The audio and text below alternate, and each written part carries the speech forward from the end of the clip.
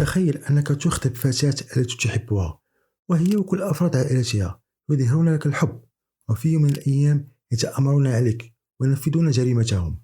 خلال عيد الأضحى 2018 انتشر على الفيسبوك في ذلك الوقت منشور يتحدث عن اختفاء شاب اسمه بسام أسامة محمود إبراهيم، يبلغ من العمر 23 سنة، وهو طالب جامعي. كان بسام متجها لزيارة خطيبته في منطقة الشروق، ومنذ ذلك الحين اختفى هو وسيارته، ولم يعثر له أي أثر بعدها. قبل ما نفهم ما حدث له، لدي طلب: اضغط على زر الاشتراك وفعل زر التنبيهات لتكون أول من يحصل على أحد المواضيع، ولايك لكي تدعمنا في نشر مثل هذا المحتوى.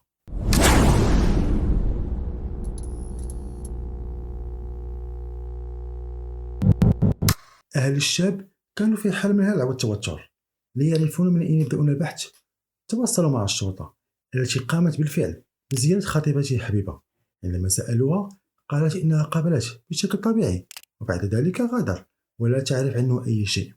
وفي ذلك الوقت تلقت الشرطة بلاغ من منطقة الرحاب، حيث اشتكى سكان العمارة من رائحة بشعة تنبتع من إحدى الشقق، كانت تشبه رائحة جثث متحللة.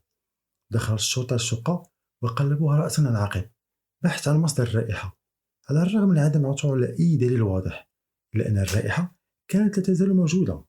عند تدقيق البحث لاحظت الشرطة أن سطح أرضية المطبخ قد تم تغييره مؤخرا، وبالفعل عندما قاموا بإزالته اكتشفوا جثة مدفونة تحته. على الرغم من أن الجثة كانت في حالة تحلل بسبب بقائها لأيام تحت المطبخ، إلا أنهم تمكنوا من التعرف عليها، وكانت جثة تعود لبسام، الشخص المختفي منذ عدة أيام. الأمر المرعب أن الجثة وجدت في وضعية غريبة جدا، كانت موضوعة داخل صندوق معدني مليء بالفحم والأسلاك الحرارية.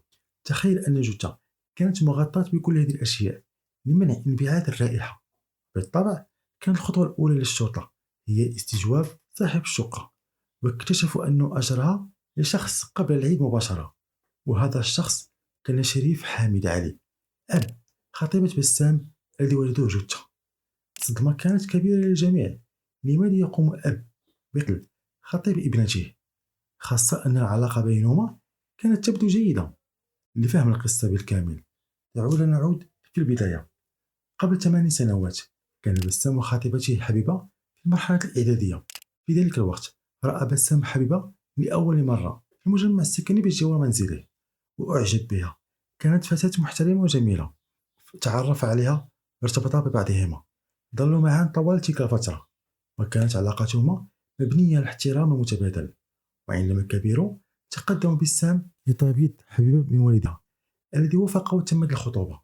بسام كان معجب جدا بوالد حبيبة الذي كان صيدليا، ولكنه ترك العمل في الصيدلة واشتغل في التجارة والمقاولات. كان رجل قريب من ابنته. بسام أحبه واصبحا قريبين من بعضهما، وكانت علاقة جميلة. حتى اليوم رأى بسام شيء غريب في بيت حبيبته: بطاقات هوية كثيرة لوالدها بأسماء مختلفة ولكن بنفس الصور، وشهادة وفاة الشخص اسمه أشرف بدل من شريف. وعندما سأل حبيبة عن الأمر قالت له إن شريف هو اسم الشهرة. بدأ بسام يشك في والدها، بدأ بالتحقيق واكتشف أن والدها كان محتال وله سوابق قانونية، وكان يتاجر في المخدرات.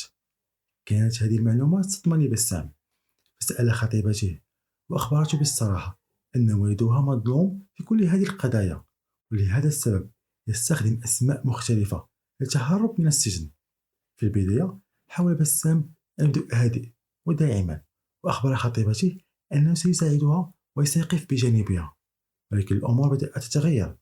بدأ يعامل خطيبته بحدة ويشتم والدها أمامها، والعلاقة بينهما بدأت تنهار وازدادت السوء عندما علم أن حبيبة تعرفت على مجموعة من الشباب في الجامعة وكانت تخرج معهم.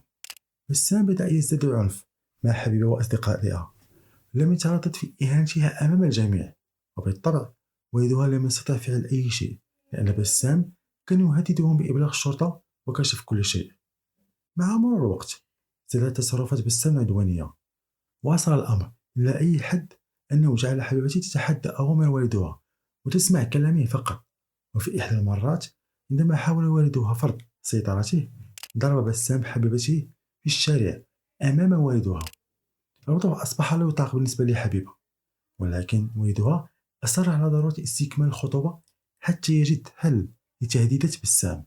وفي إحدى المرات جاء بسام إلى منزلها واعتذر لحبيبة ووعد بتغيير سلوكه، ولكن هذا لم يدم طويل وعاد لطريقته القديمة.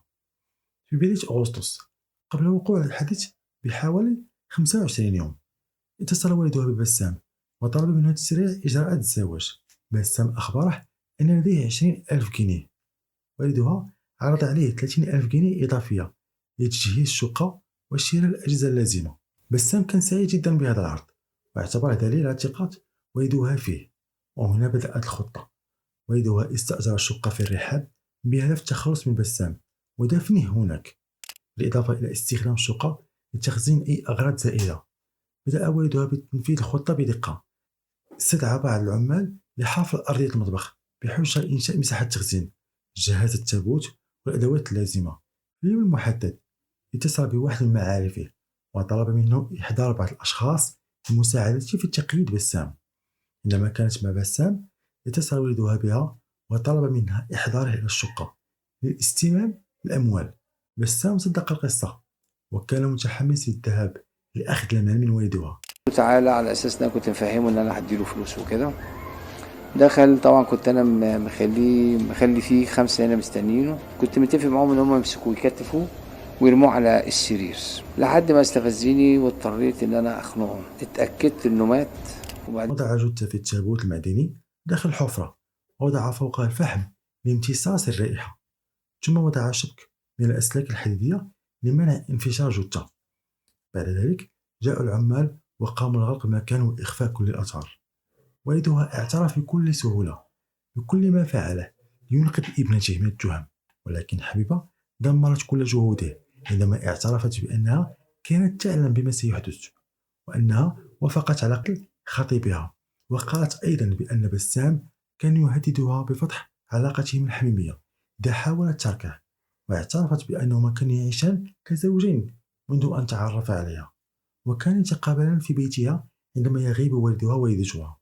وفي النهاية اعترف والد حبيبة بكل شيء في فيديو مسجل وقام بتمثيل الجريمة. حكمت المحكمة عليه بإعدام شنقا وعلى ابنته بالسجن مؤبد.